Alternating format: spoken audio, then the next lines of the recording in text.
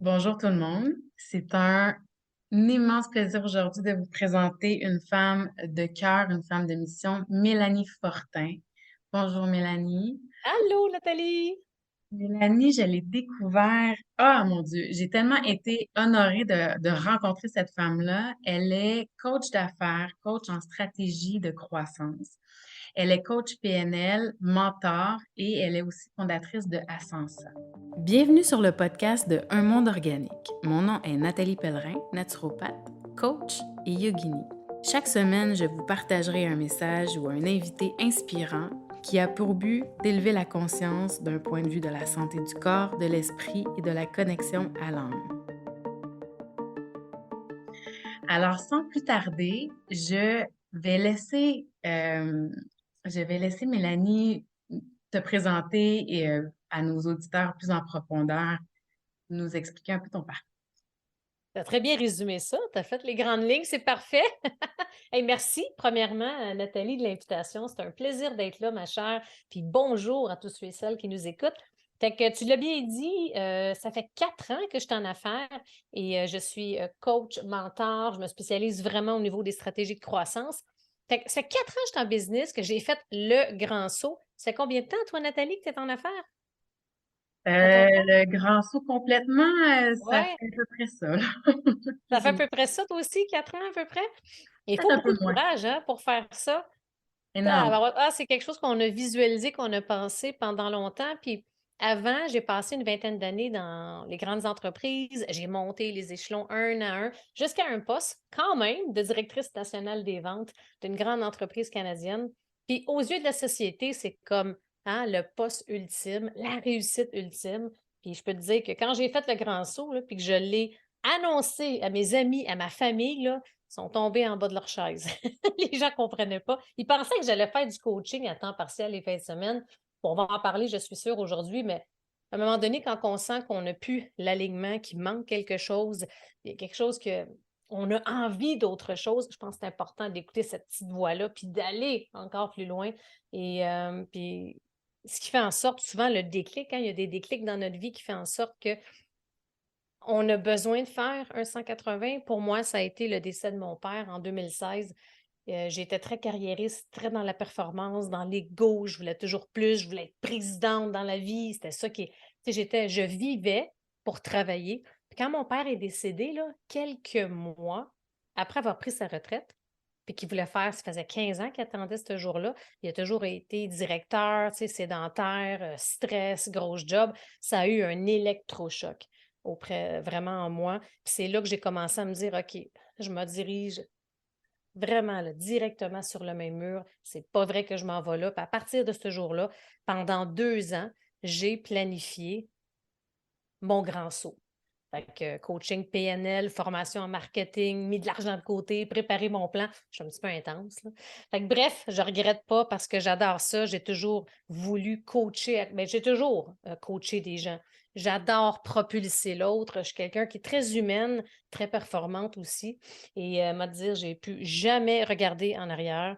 Et j'ai accompagné depuis 4 ans là, plusieurs centaines d'entrepreneurs, CEO, présidents, leaders, justement, à comment, tu sais, sur quoi travailler, parce que je ne travaille pas juste la business. J'aime travailler l'aspect aussi, hein, la croissance personnelle et beaucoup la croissance professionnelle. C'est ça aussi mon brand et tout. Je me spécialise là-dedans.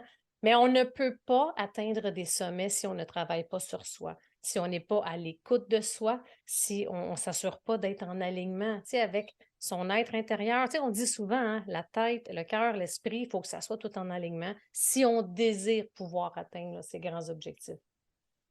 Ouais, ben c'est exactement ça. Moi, ce que j'ai adoré, en fait, en te rencontrant, c'était cet aspect-là de, oui, atteindre un objectif optimal, Oui, mais pour que ça soit en cohérence complètement avec ton être, avec ton essence profonde. Et souvent, on va regarder justement l'objectif peut-être financier, puis on essaie de faire ce que la société nous dicte, oui, oui. sans prendre conscience de qui on est profondément, et on devient profondément malheureux est mal dans ses fonctions. Et, euh, et là, en fait, ma prochaine question, ça va être vraiment à propos de ça, parce que dans le fond, dans l'événement, c'est l'éveil au bien-être global de l'être. Et donc, le bien-être passe évidemment dans son bien-être professionnel, que ce soit en tant qu'entrepreneur ou que ce soit dans ses fonctions professionnelles en termes de carrière.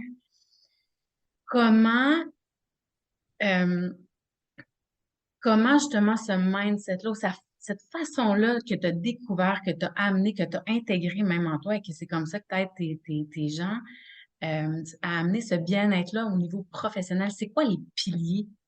euh, Mais je te dirais, mettons, comment je m'en suis vraiment rendu compte à quel point que les deux aspects étaient indissociables, d'être bien autant dans sa sphère, la sphère personnelle de sa vie, puis la sphère professionnelle.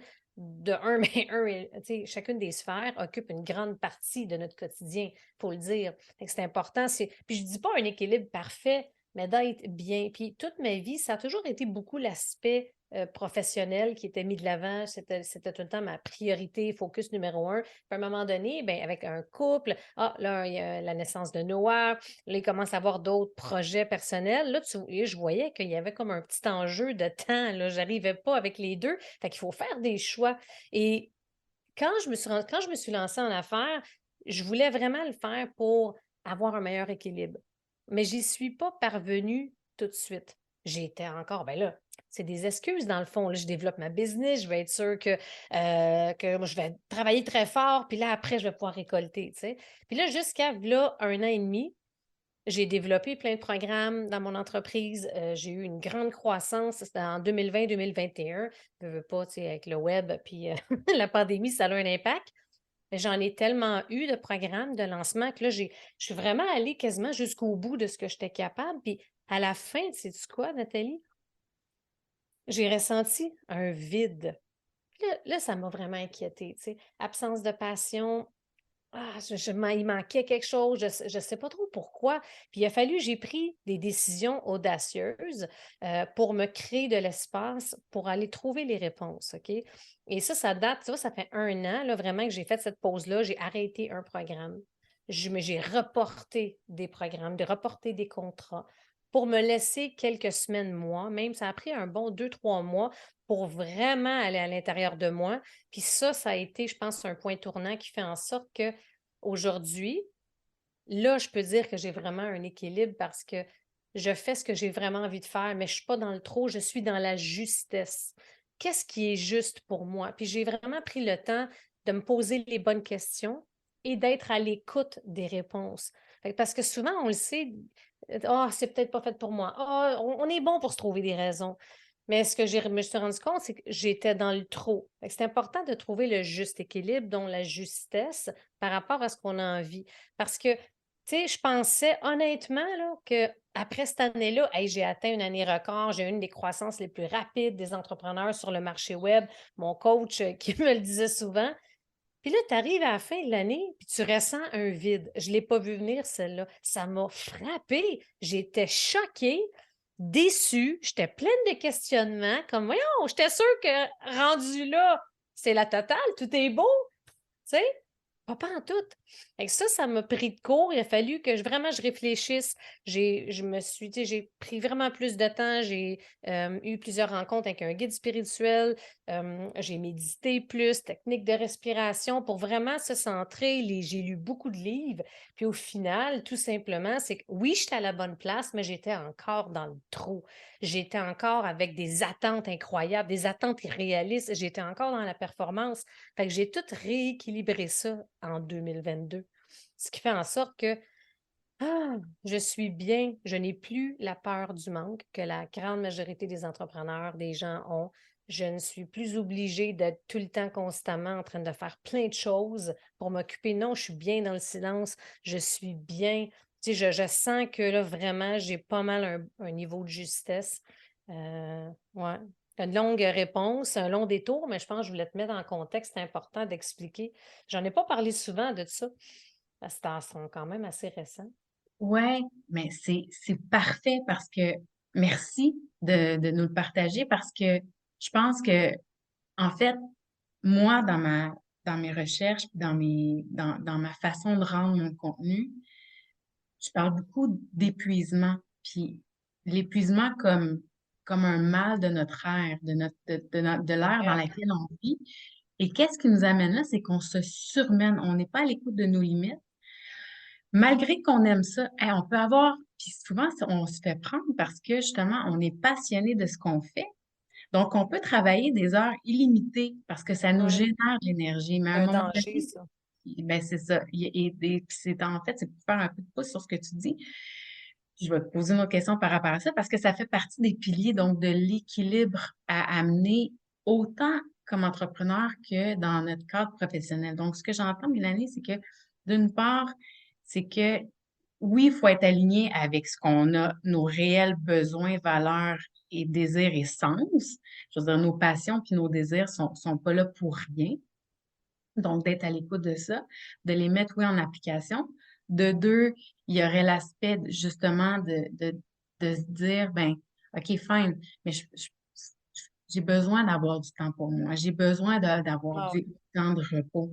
J'ai besoin d'avoir un équilibre dans mon bien-être. J'ai mon temps professionnel, mais c'est une partie de ma vie. J'ai du temps avec ma famille, j'ai du temps pour mon moi, j'ai du temps pour aller faire du sport, etc. Euh, alors, et là, il y a d'autres piliers. Donc, tu sais, qu'est-ce que ça pourrait être les grandes clés, les grands conseils que tu pourrais donner justement à des grands leaders de grandes entreprises ou même des gens qui sont dans une profession qui aiment ou qui n'aiment pas, en bref. on a souvent. Ouais, vraiment. Il y en a trop, malheureusement. Mais je comprends ce que tu veux dire, Nathalie. Tu sais, c'est... Puis le fait que j'ai été tellement longtemps, justement, comme professionnelle dans les grandes entreprises, il y a un des constats que j'ai fait aussi, c'est que le rythme que la société nous impose, que les organisations nous imposent, c'est une des plus grandes formes de violence qu'il y a maintenant, tu sais, par rapport à l'humain, parce que ce rythme-là, puis c'est une des raisons pourquoi j'ai fait le saut, tu sais. Puis c'est un des aspects, peut-être un des piliers, une des clés, c'est d'être vraiment, réellement à l'écoute des signes. Les signes, il y en a plein, mais volontairement, on ne les écoute pas, on ne les voit pas, on ne veut pas les ressentir. J'en ai eu beaucoup de signes avant de quitter mon père, on a eu des signes avant de, tu vois, il a frappé un mur, mais c'est d'être réellement à l'écoute. Le problème et le défi, c'est que c'est difficile d'être à l'écoute des signes quand on est constamment occupé, quand on est constamment dans le trou, quand on est constamment dans ce rythme effréné de la performance au travail. C'est de voir, OK, l'autre aspect, puis l'autre clé que je donnerais aux gens, c'est que de prendre un arrêt, comme tu mentionnes, c'est que oui, j'ai voulu reprendre de l'espace. C'était rendu un besoin viscéral, vital. On part tout en business pour avoir plus de liberté. C'est pas vraiment ça qui s'est passé au début. Là, aujourd'hui, ce l'est, mais c'est d'être capable de, OK, je me donne du temps, je n'ai pas le choix, je choisis de me faire de l'espace, puis par la suite, de me poser les bonnes questions et d'être à l'écoute. Il faut être capable, il faut choisir de ralentir le rythme pour pouvoir être à l'écoute des signes. Sinon, on va frapper un mur, là, c'est sûr. Fait que là, quand on est à l'écoute des signes, souvent, ça peut être physique, parfois c'est mental. Je veux dire, dès qu'on ralentit, c'est là le danger, c'est que là, ça commence à sortir. Très souvent, on va sentir le stress, des maux de tête, des maux d'estomac, on va être étourdi, on va être agité, tu sais, puis de juste travailler puis de ne pas avoir aucun autre temps, justement, pour avoir un peu un équilibre entre sa vie personnelle, ses projets et tout. Comment ça peut fonctionner? J'ai lu là, un livre, ça m'a ça m'a marqué que les gens trop occupés, les leaders, les dirigeants, les présidents, CEO qui sont constamment trop occupés, c'est des gens dangereux. Ça m'a marqué parce que, puis, une fois sortie d'un milieu, tu sais, comme d'un poste gros comme j'avais, d'un gros poste de directrice nationale, tu sais, le rythme était freiné, puis d'être constamment occupé, en effet, ça peut être dangereux. Puis ces personnes-là, c'est des personnes qui vont prendre des décisions extrêmement importantes. Fait que, tu sais, quand tu as pas l'espace, le temps pour avoir le bon jugement puis de prendre des bonnes décisions, c'est dangereux, tu sais. Fait que l'autre aspect, c'est vraiment d'être capable de ralentir pour se donner l'espace puis se poser les bonnes questions. Mais je veux dire, si je regarderais, là, je fais juste penser là, au comité de direction. Je fais juste penser à ce qu'on quand j'étais dans le corpo, ou je fais juste regarder même avec collègues, clients, entrepreneurs. Il y a un enjeu aussi, un danger de santé mentale. Fait que parce qu'on prend pas, on fait juste travailler pour la plupart. On vit pour travailler au lieu de travailler pour vivre. Fait que si on prend pas de temps pour soi, on prend pas le temps de se régénérer, de se ressourcer, je veux dire, il y a un petit red flag là, qui va allumer, là. Ça, c'est sûr que c'est un danger, tu sais. Ouais, il y a le, il y a non seulement, c'est que non seulement quand, puis tu sais, je veux dire, je suis certaine que tu as vécu ça durant ta dernière année, puis même avant, c'est lorsqu'on, parce qu'évidemment, on peut avoir en tant qu'entrepreneur ou même dans nos semaines ou quand, en tant que professionnel, où on va avoir des grosses semaines. Puis à un moment donné, ça vous est sûrement déjà arrivé, à un moment donné, on se dit, j'ai pas le choix de prendre une pause. On Ouais. prend une pause, une pause d'une journée parfois. Mais cette pause-là, si elle a bien été faite, puis vraiment on s'est sorti le boulot de la tête, oh mon Dieu, comment que c'est ressourçant, puis comment il y a des idées extraordinaires qui viennent. Toutes les problématiques qu'on avait justement, qu'on n'a pas réglées, qui tout à coup, ça se règle Ah, et c'est juste en se donnant des temps de repos qu'on peut se permettre d'être autant créatif puis de libérer autant ce potentiel créateur-là. ouais. Puis il faut pas se sentir mal, hein. On se sent coupable un peu. Puis avant, longtemps, j'ai pensé comme c'était une perte de temps. Puis j'entends ça de mes clients. Ah, j'ai pas le temps. Prends-les le temps. Là, je le sais qu'en effet, puis ce que tu dis, c'est bon, comme quand tu dis de prendre un arrêt, mais de faire autre chose. Ça, c'est important de faire un changement de ce qu'on est en train de faire. Sinon, il y a vraiment une fatigue mentale ou physique qui s'installe. Et ça, c'est important aussi. Comme là, je suis comme, OK, il faut que je change. Même des fois, si c'est Netflix, que ça soit aller marcher en forêt, que ça soit lire un livre, il faut faire autre chose pour que vraiment que le cerveau n'est pas tout le temps sur un aspect. Puis comme tu dis, en prenant une pause, en ralentissant, ah, je me cassais la tête pour trouver la solution par rapport à ça. Ça vient d'émerger toute seule dans ma journée de congé, dans la journée que j'ai pris de repos. C'est magnifique. Ouais. C'est drôle, il y a quelque chose qui me vient par rapport au même thème. Euh, j'ai des gens qui ont des entreprises dans mon entourage et qui me disent ouais, mais il y a des moments là, où je suis sharp, là. C'est comme tout déboule, là. J'ai des journées extra productives. Puis d'autres fois, je suis fatiguée, moins. Ah, mais qu'est-ce que tu as pu faire avant d'en arriver là? Qu'est-ce que tu as fait les journées avant d'être super extra productive? Ah, ben, j'avais pris du temps pour moi. Ah, mais j'avais des super nuits de Ah, sommeil. intéressant ça. De voir le pattern, de voir la cause à effet. Wow! Alors, c'est juste pour comme, continuer avec une Ah belle ouais. image de ce que tu racontes aussi, exactement de ce que, du thème, en fait, de vouloir prendre soin de soi. Puis, ça va plus loin que ça parce que là, je t'entends, puis, tu sais, le mindset, parce des fois, tu sais, oui, l'épuisement, mais la façon de voir aussi notre entourage, parce que dans le fond, on peut être dans une entreprise, par exemple, comme professionnel ou entrepreneur, et c'est les croyances et c'est les pensées qui vont générer une insatisfaction, mais en bout de ligne, on aime notre travail, mais il y a des irritants, et là, nous, on crée une histoire à travers ça. Là, je suis sûre que c'est assez. Je suis sûre que tu as des entrepreneurs avec qui tu travailles cet aspect-là. Puis je suis certaine que dans le temps que tu étais dans le domaine de. Écoute, Quotidiennement. comment t'adresses ça? Écoute, c'est autant comme que peu importe la situation, l'humain est très bon pour se créer des scénarios dignes d'Hollywood. Ça, c'est. Puis on assume que.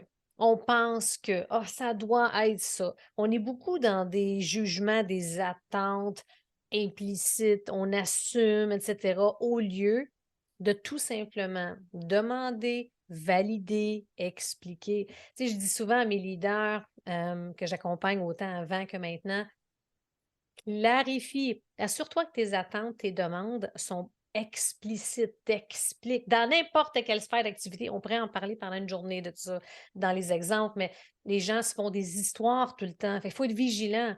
Est-ce que ce que je me raconte, c'est vérifié et vérifiable?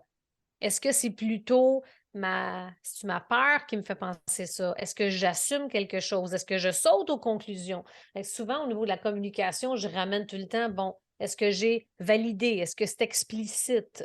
Est-ce que c'est un fait? Parce qu'on est vrai, c'est incroyable, les histoires, tu sais, dans le corpo. Souvent, on disait, tu sais, quand il y a du grenouillage, puis là, il y a des gens qui vont dire, assumer, partir des rumeurs, ça doit être ci, ça doit être ça, elle a fait ça. Oh my God, c'est tellement contre-productif. Fait que, puis quand il y a un enjeu, puis qu'il y a quelque chose qui fait en sorte, comme tu dis, on aime notre travail, mais il y a plein de petites affaires alentour. Comme je disais souvent, il faut appeler un chat un chat. Il faut avoir le courage et la leadership de juste demander. Voici comment je me sens quand tu me parles comme ça. Voici ce que j'ai pensé par rapport à telle situation, je voulais t'en parler. N'importe quoi, là, il y a une problématique, dites-la. C'est quoi le pire qui peut arriver? Je veux dire, tout se dit, c'est dans la manière de le dire. Puis je me suis toujours dit, jamais je vais laisser quelque chose de pas clair qui me fait quoi, qui me fait sentir mal, habiter ma tête 24 heures sur 24. Jamais. Jamais. Jamais. Ça va juste drainer mon énergie au complet. L'énergie, c'est la ressource la plus importante d'un entrepreneur. Fait que ça, c'est important. C'est pour ça que c'est important de vraiment clarifier, puis de ne pas assumer, puis de rester dans la tête avec ça tout le temps. Puis ça, c'est souvent ce que les gens vivent, ce qui augmente le stress, l'anxiété, ça épuise. On s'en va pas du bon bord, là. Donc, ouais. Ouais. Et là, il y a plein de questions qui me bousculent par rapport à ça parce que c'est vraiment, c'est souvent c'est- toute notre interprétation et nos pensées liées à peu importe ce qui est présent, c'est souvent ce qui est ce qui est le plus gros morceau, en fait, dans l'histoire qu'on se conte. Et d'une part, tu sais, tantôt, tu nous disais, j'ai travaillé pendant une année à croître, croître, croître. Ça a été une ascension fulgurante. Quand je suis arrivée à la fin, j'étais vide. Et dans le fond, je m'attendais à me sentir d'une telle façon une fois arrivée à Ouais. ce que je voulais. Et tout à coup, je m'aperçois que finalement, cet état-là, cette pensée-là n'était pas présente à ce moment-là. Et tu sais, on entend souvent de s'assurer de ressentir à chaque jour ce qu'on espère ressentir en voulant atteindre un certain objectif. Aujourd'hui, j'ai envie de me sentir dans un sentiment d'accomplissement, de réussite.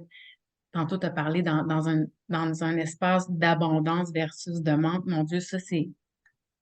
Il y a tellement de gens qui vivent dans l'espace de manque. La majorité, c'est ça. Ouais. Puis c'est ça qui vient drainer toute l'énergie. Mais, hein. Qu'est-ce que tu aurais à nous dire là, c'est sûr que je t'ai blank, je Ah, t'envoie beaucoup de tips, ça, là. là, ça, c'est drôle, hein? C'est un de mes plus grands constats depuis que je suis en entreprise, à quel point le sentiment de manque, l'état de manque est présent auprès des gens. Comme ça me frappe. Puis autant des gens qui ont une grande notoriété, autant des gens qui ont vraiment, à nos yeux, aïe, aïe, tu sais, cette personne-là a fait des millions, elle a atteint un succès incroyable. L'état de manque nous fait prendre de mauvaises décisions, tu sais, fait en sorte qu'on est agité, insécure, mal. On n'est jamais vraiment totalement, malheureusement, dans la gratitude, dans l'abondance et tout. Puis mindset is everything. Tu sais, je veux dire, l'état de mindset, comme dans quel état j'ai envie d'être. Tu vois, avant, puis ça s'améliore tout le temps, mais je me souviens tellement qu'avant, j'appréciais même pas le process. J'appréciais même pas le chemin. Tout ce qui me. Je carburais à être là. Mais ça a été vraiment une grande leçon l'année passée. Parce que d'arriver là, avec tout ce que j'ai fait, puis de me sentir de même, non merci, tu sais. C'est comme, qu'est-ce que c'est ça? Fait que si j'en revenais pas, ça m'a frappé, mais ça a été un des plus beaux. euh, Wow! Je me suis libérée là, de la peur du manque. Je Oui. me suis libérée. d'avoir des attentes envers le monde entier, tu sais. J'ai plus d'attentes envers personne, sauf moi. Fait que comme ça nous permet au quotidien puis ce que j'ai réalisé, c'est que dans le fond, ma nouvelle définition du succès, c'est de me sentir bien fulfilled, accompli, tu sais, de sentir un état de légèreté à l'intérieur de soi, une quiétude. Fait que ça, c'est nouveau, tu sais, je veux dire, c'est moins sexy, si je peux dire, quand on parle, mais au final, c'est tout ça que les gens aspirent à, mais on le verbalise peu. On commence, mais là, le premier, OK, je veux faire tant. On va penser, comme tu disais au début de l'entrevue, en termes financiers. Mais c'est tellement plus que ça.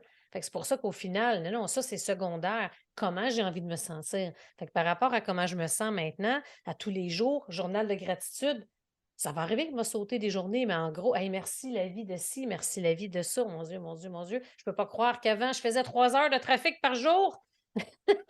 Mais tu sais, tout ça, c'est un état d'être et c'est d'abord et avant tout un choix. Moi, je crois fermement qu'on choisit le bonheur.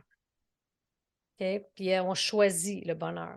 Puis c'est un état d'être, c'est un choix. Puis il y a des gens qui sont dans la victimite, qui sont dans le manque, qui sont dans le jamais assez. J'ai été là-dedans avant, je le sais, been there, done that, là. Mais aujourd'hui, c'est plus ça. Fait que quand tu es tout le temps, c'est jamais assez, là, je veux tout le temps ça, tu es dans un écart, il y a un gap. Fait que l'écart égale souffrance.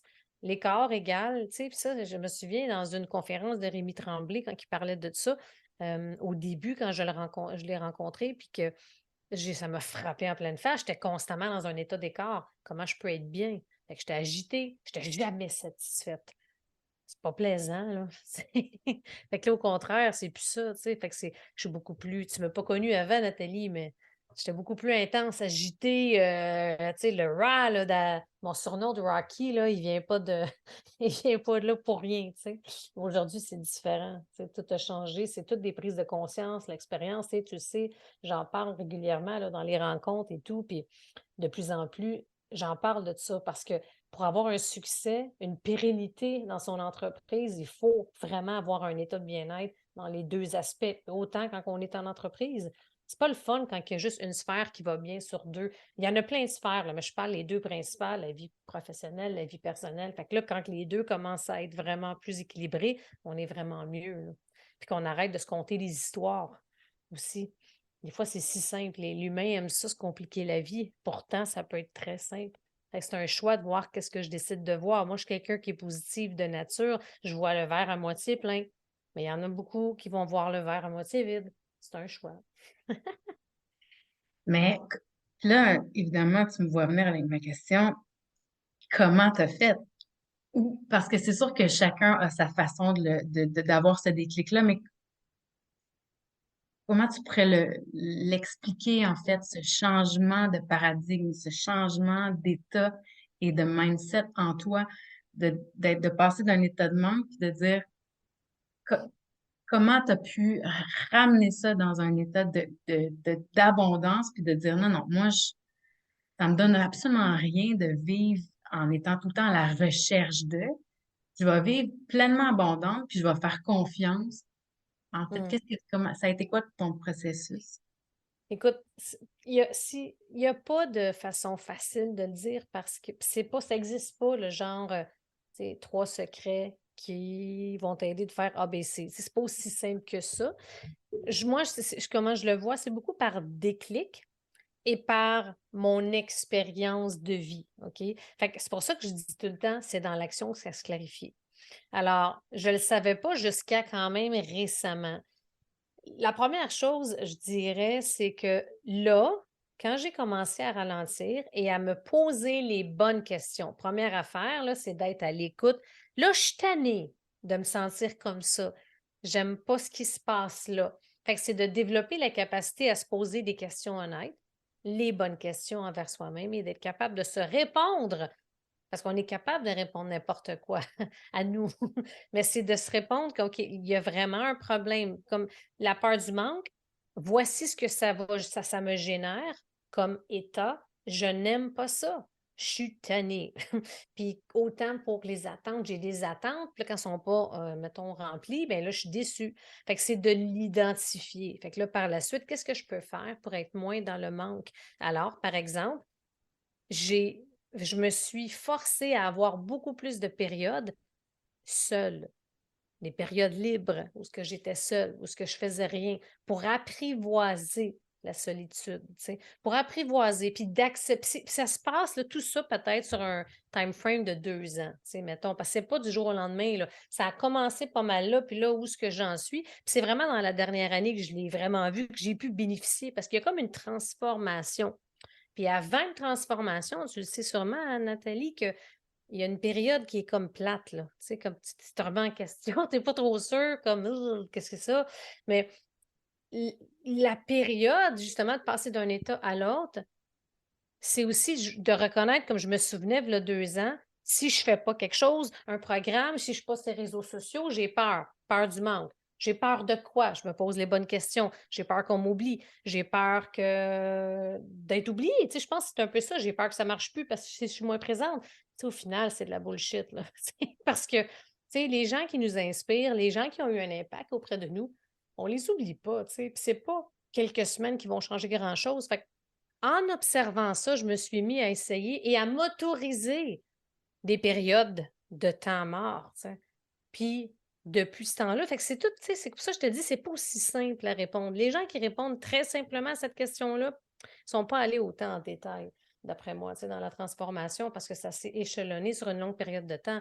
Mais c'est de s'en rendre compte, de se laisser le temps, s'en rendre compte, se poser les bonnes questions, se donner les bonnes réponses. Puis après, c'est de voir, OK, qu'est-ce que je vais faire? Quelle activité, quelle action je peux faire pour m'aider à m'habituer? Fait qu'il faut devenir confortable dans l'inconfortable. C'était inconfortable. C'est comme, ah, faut-tu que j'aille là-dessus? C'est comme, je suis pas bien, je suis toute seule, je fais rien. Oh my God, là, il fallait que je travaille et de contrer un peu mes pensées. Fait que là, les pensées qui montaient. Et là, je vais-tu me faire oublier? Et là, il me semble que je perds mon temps, je pourrais faire ça, ça, ça, ça, ça. Puis là, c'est toujours de se ramener. Fait que ça a été un long travail comme ça, je te dirais, jusqu'à quand tu te rends compte, à un moment donné, tu te lèves un matin, puis tu es juste bien. Je suis pas dans le manque, j'ai pas peur. C'est parfait. Je suis dans la justesse. J'ai besoin de cet espace-là pour me régénérer, recréer, lancer mon nouveau programme après. J'ai besoin d'espace pour accompagner mes gens. Je ne suis pas obligée d'être dans le plus tout le temps, tu sais. Fait que je te dirais que c'est vraiment de cette façon-là que ça s'est fait. Mais ça ne se règle pas facilement. Il faut en être conscient. Il faut accepter l'intranquillité que ça génère. Il faut accepter d'être confortable dans l'inconfortable. Puis après, ça devient une habitude, on est correct. Tu sais, c'est comme si je suis rendue Tefal avec ça. J'en suis contente parce que là, je vois les gens qui sont agités, qui sont dans le manque, qui font des décisions parce qu'ils sont dans le manque. C'est triste. Hey, c'est beau ce que tu dis. C'est tellement ça parce qu'en fait, c'est ça. C'est qu'à un moment donné, on devient tellement insatisfait de cet état-là. Puis justement, à mon avis, c'est là le déclic qui t'amène justement à te voir, OK, mais c'est quoi la peur Ouais. qui me génère tout le temps cet état-là? Et là, justement, quand on met le doigt dessus, c'est plus facile après ça à aller travailler sur les C'est bons. dur. Tu sais, c'est pas, au début, c'est comme je Ah, veux c'est pas ça. l'entendre, mais Mais c'est pour ça que quand je dis qu'il faut se poser la bonne question et d'être capable d'être honnête envers soi-même. Combien de fois, je suis sûre que ça t'est arrivé souvent, Nathalie, tu entends des clientes, mettons, qui vont dire ah, si je dois avoir peur de ça, j'approfondirais. Fait que quand on est capable, c'est le meilleur cadeau qu'on peut se faire. OK, là, je le reconnais. Elle est là. Je le sais que j'ai peur de ça. Parfait. Comment je me sens avec cette peur-là qui est là? Là? Je l'accueille. Elle est là. Fait que là, il faut que je devienne confortable à l'accueillir, tu sais.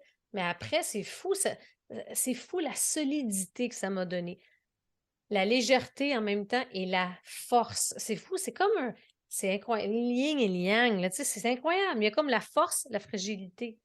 Tu sais, c'est comme un état entre les deux. Tu cohabites avec les deux états, mais ça te rend beaucoup plus fort pour affronter n'importe quoi, tu sais, par la suite. Et en plus, qu'est-ce qui se passe? C'est qu'au lieu de faire des moves, de prendre des mauvaises décisions et de te faire Oui, violence parce autant de trouver un travail qui nous convient pas avec notre profonde essence, par peur du manque, ou de créer un nouveau programme, ou peu importe, pour satisfaire quelque chose à l'extérieur de soi qui est pas aligné avec soi, ben, de toute façon, on s'aide pas. Fait que ça revient en fait, ça revient à dire, si j'ai pas de fun à le faire, fais-les pas. Exact, perds pas ton temps. Moi, je fais plus rien que j'ai plus de fun dedans. Ça, tu peux être sûr. Tu sais, avant, quand on est plus jeune, on va aller à quelque part, ça ne nous tente pas. Mais tu sais, des fois, oh, je vais faire telle affaire parce que les gens ont de l'air à faire ça, puis ça a de l'air à fonctionner. Ça, là, c'est non. C'est comme, qu'est-ce que toi, tu as envie de faire en lien avec tes forces, tes dons, tes talents? Qu'est-ce que toi, tu as envie de faire? Moi, je suis pour ça que mes programmes, mes enseignements, c'est jamais avec une formule coulée dans le béton. Fais A, B, C, D, E, puis tu vas avoir F comme résultat. Non, c'est pas comme ça que ça marche, trop facile. Ça, c'est la façon facile de faire les affaires. Ça marche à court terme pour certains, mais à long terme, c'est pas viable, tu sais. Je veux dire, si tu peux pas rentrer tout le monde dans un même moule, là. C'est souvent ça qui arrive, là, on essaie de faire Ouais, c'est plus facile. dernièrement, souvent, là, on met des recettes, puis évidemment, ben, la recette, c'est ça. C'est pas une recette, en fait, c'est d'aller voir le talent. Puis là, j'aime tellement ça, comment tu dis ça quand tu dis, c'est d'aller voir. Puis là, je sais qu'à travers ton travail initial et maintenant, ce que tu fais, c'est tu faisais exactement la même chose, d'aller faire émerger les dons, les ondes de génie, comme tu appelles, Ouais, j'adore ça, les ondes de génie, les talents, les dons, puis t'appuyer là-dessus. Puis les gens, en s'appuyant sur ça, c'est que ça devient lumineux. Et si ça devient lumineux, ça devient attirant. exactement. Puis c'est pour ça c'est comme ça que tu peux trouver ton unicité puis que ça t'aide si tu es entrepreneur à sortir de la masse. Aujourd'hui, suite à la pandémie, il y a une multitude d'offres sur le marché. Tu peux pas juste être un clone de quelqu'un d'autre, ça marchera pas. Puis sans réinventer la roue complètement, tu peux t'inspirer, modéliser la façon de penser, une stratégie, mais il faut que tu t'assures d'avoir passé le tout à l'intérieur de toi pour qu'on sente ton unicité, ta différence qui te distingue des autres. Puis ça, il faut du courage, du leadership, de la confiance. Il y a beaucoup de gens qui se font pas assez confiance. C'est pourtant, je veux dire, moi, ça aussi, c'est un de mes dons de voir, je pense, le meilleur de ce que les gens ont à offrir. Tu sais. Dans mes accompagnements, bien, comment on travaille avec ça, qu'on fait émerger ça, puis tu sais, d'accompagner la personne vers ce qu'elle a de meilleur à offrir. Ouais. Et là, le temps passe, puis ça m'amène justement, pour en parler, c'est tellement intéressant. Merci, de ton ouverture, Mélanie. Ça fait plaisir. Hey, Colin. Puis là, c'est ça, je veux quand même que les gens, parce que l'idée de cet événement-là, c'est vraiment pour donner des outils, des clés, des alliés aussi aux gens qui veulent s'aider eux-mêmes, trouver le bien-être autant dans le mois de décembre que pour janvier. Alors, Mélanie, qu'est-ce que t'offres, qu'est-ce que t'offres comme contenu, comment les gens peuvent connecter avec toi, où est-ce qu'ils peuvent te trouver, mais aussi qu'est-ce qui s'en vient pour toi si les gens veulent en savoir plus ou vraiment qui t'ont adopté, c'est sûr qu'ils vont t'adopter. Je le sens, je le sais. T'es drôle. Mais écoute, les 2 façons, je pense, peut-être même 3. La première, c'est je vous invite à joindre ma communauté, le Cercle des entrepreneurs, qui est une communauté gratuite que je donne du contenu gratuit. Fait que c'est une communauté d'entraide, de motivation, etc. Fait que de temps en temps, je fais des lives où ce que je partage du contenu, des trucs, des astuces. Et puis d'ailleurs, je vais en faire là, bientôt là, aussi concernant comment faire son bilan, comment planifier son année. Fait que bref, ça s'en vient. Également, ben, à travers mon site web, là, en plus, ça sort là, le nouveau site web. Fait qu'on est entre les deux, là, on est en train de merger entre l'ancien et le nouveau. Fait que c'est www.mélaniefortin.co. Fait que c'est .co, c'est pas .com, c'est bien .co. Puis vous pouvez trouver tout à travers le site web, un peu les différentes possibilités d'accompagnement, programme et aussi, ben, je vous invite, puis bien sûr, le site web, à découvrir mon podcast Leadership de croissance. Fait qu'on parle de croissance business, oui, mais croissance personnelle également. Fait que tu pourras avoir, je vais t'envoyer les liens, Nathalie, pour tout ça. Tout à fait. Alors, pour ceux qui veulent connecter avec Mélanie, c'est la façon de faire et elle a vraiment une façon, tu sais, quand je vous dis que c'est une femme de cœur, une femme de mission, une femme de bienveillance, elle vous le démontre déjà. Mais en tout cas, moi, ça a été vraiment une révélation là, quand je t'ai découvert, Mélanie. Puis j'encourage tout le monde à aller justement la rencontrer sur ses réseaux sociaux déjà. Et puis, ça a été un plaisir de t'avoir. C'est déjà terminé. Merci. C'est un plaisir, ma chère. Merci de l'invitation. Ça m'a fait plaisir. Fait que, comme mot de la fin, si tu as quelque chose de plus à rajouter, je t'invite à le faire. Le point le plus important, qui est super simple, mais qui résume tout, là, prendre le temps, se donner de l'espace, prendre le temps de s'arrêter et d'écouter les signaux, d'écouter puis de se poser vraiment comment je vais. Puis d'être capable de se poser les bonnes questions et de se répondre le plus honnêtement possible. Parce que souvent, c'est à partir de là que le changement et la transformation est possible. Merci beaucoup, Mélanie. Je te remercie. Merci! Au plaisir!